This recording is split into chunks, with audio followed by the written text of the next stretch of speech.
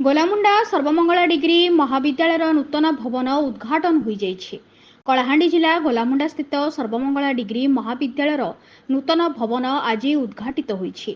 एही उपलक्षे अनुष्ठित उद्घाटनी उत्सव में महाविद्यालय परिचालना कमिटी सभापति नवरत्न राउत अध्यक्षता करथिबा बेले मुख्य अतिथि भाव में कलाहांडी सांसद मालविका देवी और सम्मानित अतिथि भाव में जूनागढ़ विधायक दिव्यशंकर मिश्र, पूर्वतन सांसद अर्ककेशरी देव, प्राक्तन कॉलेज अध्यक्षा उषाराणी नायक जोगदे अंचल में उच्च शिक्षार विकास दिगरे सर्वमंगला डिग्री महाविद्यालय भूमिका सदा स्मरणीय बोली कहिथिले।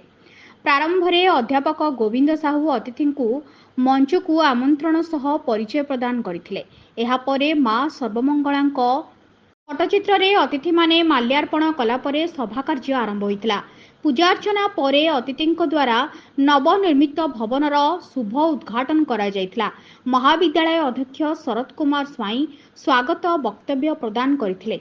शेषरे महाविद्यालयर उपाध्यक्ष नवीन चंद्र मेहर धन्यवाद अर्पण करथिले। कार्यक्रम गोलामुंडा गोष्ठी उन्नयन अधिकारी श्री श्रीधर पंडा, ब्लॉक अध्यक्ष श्री बिंदु महानंद, तहसीलदार श्री चंदन नायक, समाजसेवी श्री श्यामसुंदर अग्रवाल और अंचल मान्यगण्य व्यक्ति माने उपस्थित रही शोभावर्धित करने सह परिचालना रे महाविद्यालयर समस्त अध्यापक, परिचालना कमिटी सदस्य, छात्र छात्री उपस्थित रही सहयोग करथिले।